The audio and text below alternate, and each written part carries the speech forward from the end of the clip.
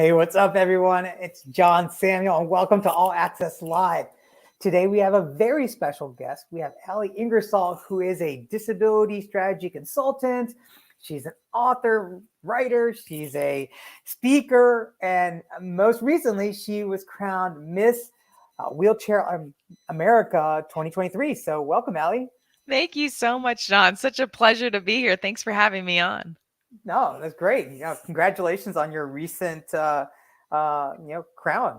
How's that? It has been a long journey. It has taken me 12 years after breaking my neck in 2010 in a shallow water diving accident to get to this point, actually. And I always like to make that little asterisk. It was an advocacy competition, not a beauty competition. What was all entailed in this whole competition? Well, for Miss Wheelchair America, in order to be an applicant and compete, you have to win your state first. Okay. So I won Miss Wheelchair North Carolina in November of 2021, completed advocacy duties and a lot of the work I do in my daily life. And then 21 advocates headed to Grand Rapids, Michigan in August for a week-long competition of judging and bonding and workshops together. And then we had a big speech night. So it was, while it was wonderful to come home as the crown title holder, the relationships I built are going to be life lasting. That's awesome. That's so cool. But, you mentioned that, this has been 12 years in the making. And so kind of, do you mind sharing your story? Absolutely. I have to start a little bit to explain how I got to where I am today. So a very brief background on myself. My mom is German, my dad is English American, and I actually spent most of my life growing up abroad and was really exposed to different cultural backgrounds at a very young age, growing up in boarding school and traveling the world. When I was 16, I graduated high school at a young age, and I popped over to China because I was young and I'm not sure what I was thinking at the time. And I lived there for a few years as a food taster for a newspaper. I learned Chinese fluently from a Italian kickboxing instructor. Everyone loves that one. And pounced around the world. I was finally dragged back to university by my parents, where I majored in entrepreneurship, actually. Oh, nice. And then I would go back to China for a couple of years, and I used to write business plans for pharmaceutical companies. And I finally, after I graduated, I was lost for a while, and I got connected with the Rockefeller family. And Justin Rockefeller, the son of former Senator Rockefeller, was starting a civic engagement nonprofit called Generation Engage, where I opened up their Florida chapter to get young people engaged in the political process through meeting with their legislators. So I got to really utilize my entrepreneurial background. And I had a brilliant time doing that with underrepresented and underserved communities in the community college system. But I got a little bit jaded in my mid-20s by politicians at the time. Little did I know, fast forward, I'd be in politics every day now, practically. And I moved back home to the Bahamas. The Bahamas is a cat island, a very small island in the middle of nowhere. It was a home base where all of us, my brothers and sisters and parents, would meet up a couple times a year. And I was learning to be a technical analysis day trader. And that was going smashingly, loving that. And I took a shallow water dive in 2010, leaving me a C6 quadriplegic, paralyzed from the chest down, with some arm function and no hand function. So I have a completely adapted life. And so technology is a huge part of that. And I spent the next part of the 6 years pretty much in hospitals with every medical complication with names that you probably can't even pronounce. And I actually moved back to China for several years for spinal surgery program as a quadriplegic. And I was I was working full time as a day trader, but it was a very lonely existence. I didn't have a community. And I moved to Raleigh, North Carolina in 2015 to be near my sister and my family back from China. And I ended up landing in bed for an entire year with a pressure sore down to my tailbone with multiple surgeries. And I was, I feel like I needed a community. I didn't have any. And so I started to get involved with spinal cord Facebook groups, is actually how my advocacy career got started. And so I was still working full time, but I realized that I wasn't alone. And I realized that I had an advocacy platform. I didn't even realize it. I had been fighting health insurance companies for years already for medically necessary equipment that I needed to not only survive in life, but to thrive. Yeah. And I started to take this work out to the Facebook groups and organizations like United Spinal, Christopher Reeve Foundation, and started to really build a platform about teaching people with disabilities, all disabilities, how to navigate the health insurance appeals process. So I essentially taught myself how to write strategic letters of medical necessity backed up by peer-reviewed journal articles. And lo and behold, I kept getting pieces of equipment that kept getting denied by others nationally approved. And so I really wanted to pay that forward. So two philosophies I live by in life: human kindness and paying it forward. Hmm. Two qualities that are Good lacking. ones. Yes. Yeah, Yeah. very much in our world, which and I continue to work on that, and legislation on adaptive exercise equipment for wheelchair users, that's constantly denied. So I have many different on the advocacy side of my life, different missions, which was helped me be humbly crowned Miss Wheelchair North Carolina and then Miss Wheelchair America. That is awesome. Well, congratulations again. And it's amazing. I mean, it's amazing kind of that resilience that you showed. And, I love what you mean, kind of those philosophies that you're living through in your everyday life. And, you know, and I love the fact that you kind of got into the Facebook group, kind of fell into that advocacy route, and you're kind of taking that grassroots effort. So what are some of those like advocacy programs that you're really kind of working on right now? Because there's so many issues out there, but what are you working on right now? Yeah, so I have my professional and my personal life. So on the professional side, in about 2020 during COVID, I went through, I suppose at 37, one could call it a midlife crisis. And Mm-hmm. especially with disability, we kind of, I say this jokingly, but in all seriousness, we age in dog years. So for every able-bodied year, you add a couple extra for spinal cord injury, because many of us have these osteoporosis and secondary complications. So I wanted to marry my life of advocacy and my professional skill sets together. And so I went on the route of becoming a disability strategy consultant. And I work for a handful of organizations. Now I really focus strongly on working with corporations on getting people with disabilities hired in the employment field, and disability freelance work, and working on improving products and services in the digital and physical space with a great organization called Open Inclusion for different paid research and co-design studies, to focus really on inclusive design and Mm-hmm. research, which is fantastic. And on the advocacy side, while kind of switching careers and switching gears in my life, which I've absolutely loved, I continue pushing forward on the advocacy side. So because of one of my pieces of equipment, I got approved, my seat elevator for my wheelchair, which Blue Cross and Blue Shield denied. I think this was in the summer of 2020 or 2021. I went through the appeals process and they still would not budge. So I finally went to the media. I reached out to 57 investigative reporters Oh, wow. and 2 said yes. Sometimes no is a starting negotiation point in my life.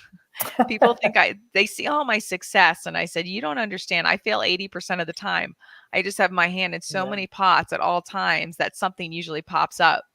And because of this, it garnered national attention, and I joined the ITEM Coalition, which is the Independence Through Enhancement of Medicare and Medicaid. Okay. And it is basically a coalition of doctors, lawyers, patient advocates, PTs, scientists, you name it. And we've been working for the last 2 years with CMS to have seat elevators for power wheelchairs and standing power wheelchairs reclassified, not even a new code, just reclassified as medically necessary. And so I just recently went to DC for a congressional briefing on that, and was one of a handful of the 3 or 4 patient advocates to speak on behalf of those for the medical benefits and quality of life benefits of a seat elevator, from getting up to my microwave food to getting up to the sink to a level transfer on bed. So, when I bring my chair up, I have to have a very flat surface so I don't get Yeah. pressure sores and fall down and risk fractures. I'm working with North Carolina State Treasurer now on ABLE accounts as well, to increase the age of ABLE accounts. So, very briefly, if you were injured or have a disability before the age of 26, you can put a certain amount of funds per year in an account that don't affect your benefits at all. And we're trying to increase that age to 47. I was injured at 27, so that I was like one year earlier would have been Yeah. tremendously helpful.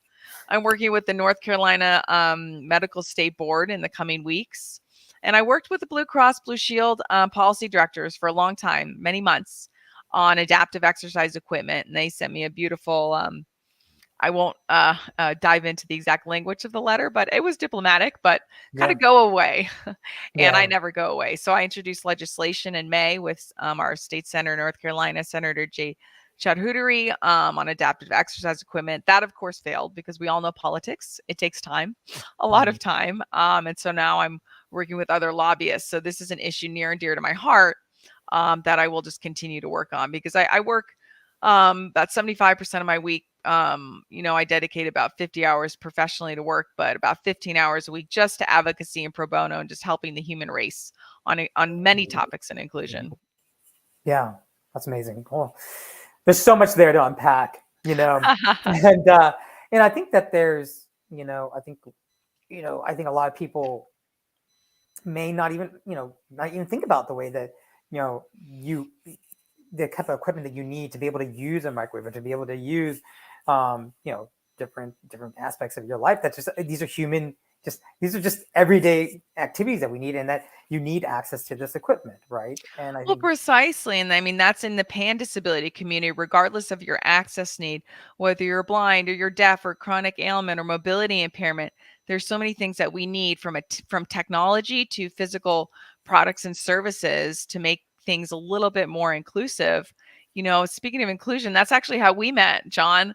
I went to my first TEDx talk, and you were a speaker there, and you were standing on stage. And I have to admit that I've been stuck in the mobility impairment world for so long.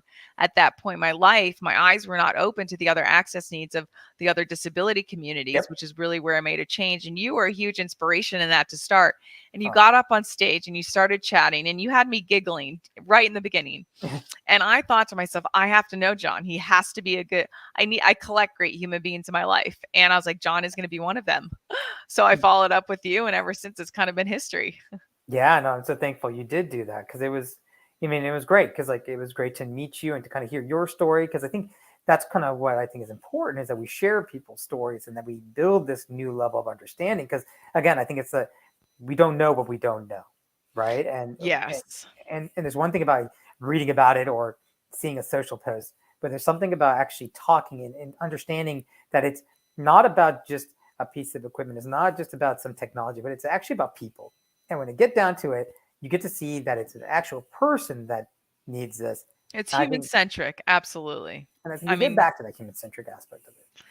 everything we do has to be designed. That's why I love working with one of the organizations, Open Inclusion. They are inclusive design and market research agency, where they work in the pan disability community. Everything, and I've learned so much too, just in my daily life.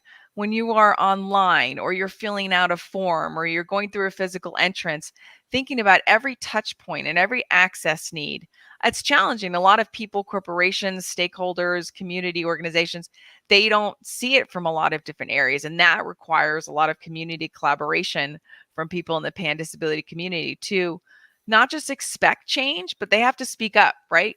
Yep. So often disability is seen as a disadvantage, especially in the corporate world, right? That, you need to be superhuman and invincible and infallible. And, that's just not the truth. So many of us with disabilities, simply because, leaving hard professional skill sets aside for a minute, a lived experience with disability offers so many strategic advantages to so many people, communities, and companies, because I find personally that so many people with disabilities are their best creative problem solvers.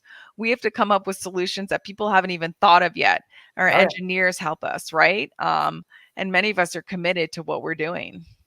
Yeah. I mean, that's like, I always say that people with disabilities are the best problem solvers, right? And what team doesn't want a good problem solver on your team, right? So, you know, Absolutely.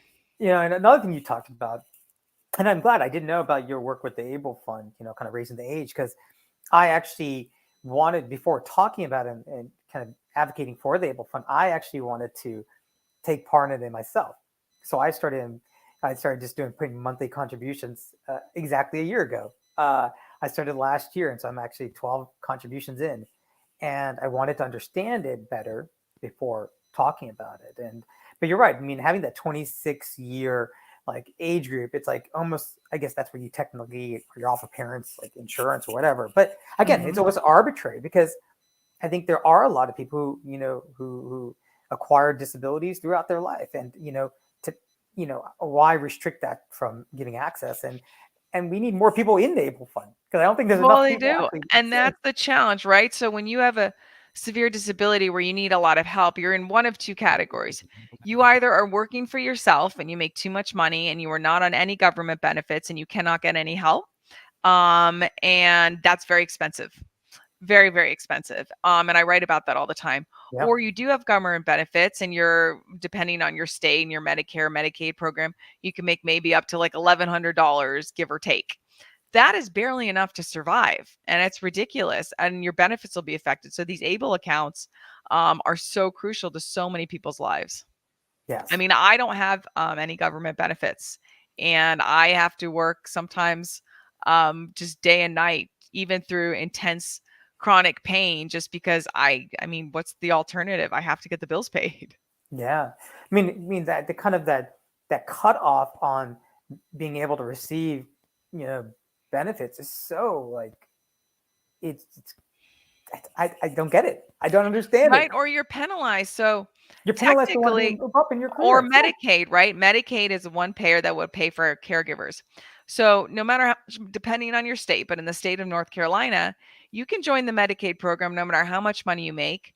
And then there's a cap of how much you pay per month. But then you have to set up certain trust structures because if something happens to you, they can go after all of your assets. Hmm. And you're penalized if you're married. I got married and it is an absolute, and a lot of people choose not to get married in order to keep their Medicaid. I didn't really understand the Medicaid buy-in program prior to marriage. Otherwise, if my husband listens to this, I may not have married him. I may have remained my long-term partner, but I have actually very strategically brought up the conversation about divorce with him, like just Yeah. just from a paper perspective, and Yeah. his face just drops like, Yeah, I'm seriously? sure. I'm sure. Yeah. Yeah. But that's I mean, those are. I mean, why should somebody, limit their happiness and having a loving relationship and being married just to be able to have some basic, necessities in life? And I think that's something I'd like to talk to you more about, because I also see it from people's upper mobility, right? I see people who are making underneath that, they don't want to make more than that $1,100 a month because they're worried about losing their benefits. No, they take less money for more work, and and people with disabilities, Bogus. there it is, and there becomes a stigma in our society where we're exploited, and then it becomes a reality, and we are exploited, and then there becomes a confidence and an independence issue, and it's this boulder that constantly is rolling. Yeah, and that's what we got to change, because I think that's one of those pieces. Like, and again, go back to the human centric aspect of this. Like, we talk about upper mobility. I mean, that's what at Abler, we just announced our workforce development program. The whole goal is that people don't even have to think about that, right? Is to have a career that you don't even have to think about those kind of those numbers, those barriers, but then still, be losing access to insurance and things of that nature. I mean, these costs are so much more. And again, we have to have some type of, And it's changes. such a backward system because growing up in Europe, and I know this, a dear friend, family friend, she is an OT in Germany. And at the spinal cord injury centers, they have folks after their injury, they can go live and learn a vocational skill, whether they want accounting or woodworking, whatever it may be. And the government wants to get people with disabilities back into society, working full time to pay taxes and be contributing members of society. We live in a completely opposite, and we spend an extraordinary more amount of money on our healthcare system than they do in Europe. So I'm trying to find the logic behind it, but keeping us at home, not providing the right equipment or tools they need is actually costing insurance companies and the government a lot more money. Yeah. No, and you're doing so much in this space. How can people help you with your advocacy work and kind of help you, like, with the changes that you're making within the government? What can people do? For me, it's partnerships and collaboration. So when you want to affect change, especially at the legislative level, you need the heavy hitters. I mean, that's the way politics works, right? Life is about introductions and people and you may have a great mission, but if you're not working with the right people. So for me, I just like to collect great people who have a similar vision and who have the time, Yeah. right? It's not really about money. It's about, do you have the time to donate to help on this? And if you do, that's fantastic. So that is what I'm constantly working towards, is trying to build a coalition specifically on different health insurance advocacy projects that I'm working on. And I partner with a lot of national organizations as well, but it's a time issue, not a money issue. Cool. And so how can people get connected with you? What's the best way, Ali? So I have a website called the Quirky Quad, QUIRKY Quirky Quad. I actually I put up many years ago. I put up a poll on Facebook with like 20 different names, and that one won. So I Oh, said nice. majority votes, and it's actually it's a blog on normalizing disability through dark humor and determination. All of my contact information is on there.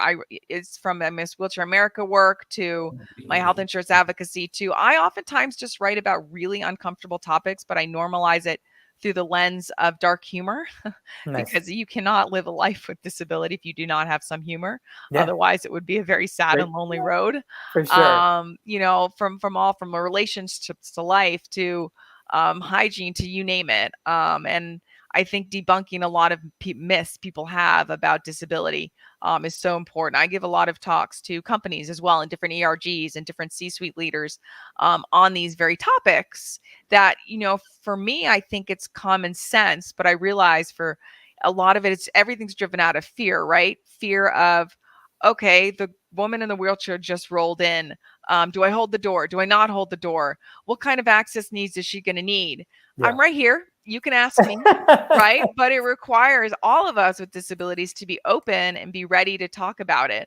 And I also appreciate and recognize, especially those with invisible disabilities, don't want to disclose theirs. Yep. But when you don't, like the two of us, when you have a visible disability right in front of you, we have to talk about it. Yeah, no, for sure. No, but I love it. And I love the quirkyquad.com. And so please go check that out. You learn more about Ali, and just thank you for your vulnerability and your advocacy, because we need more people like you. Right back at you, John. And I'm so thankful to, you know, that we met and that our paths crossed, and that and we live right next to each other. we do, and so exciting. And no, thank you so much. And you know, next month, October, is National Disability Employment Awareness Month, so definitely check out Ali's work, so that, you know, if your organization needs a great speaker, reach out to her. And I got to give a And shameless. also, if you have a disability and you don't want full-time work, you know, with Open Inclusion, we are working with a major freelancer as well. So for those who want to work how they want, when they want, certain hours with different skill sets, there's a variety of different ways that one can approach employment, which we will be focusing on next month for sure. Awesome. No, thank you for that. That's so important and so needed. So definitely reach out to Ali for awesome, great stuff there. And I got to give a shameless plug. I got the book coming out on November 1st. It's pre-ordered now on Amazon. Don't Ask the Blind Guy for Directions. Please go check it out. Please help spread the word. And such a great name. I will help you spread that word too, John. I love that name. Thank you, Ali. I appreciate that. You know, please just help. You know, it's just helping to spread the word and kind of get more people out there. And so thank you, Ali, for that. And of course, shout out to Annie for always making this happen. Thank you, Annie, for everything. And we'll talk to you all later. Thank you. Bye. Bye.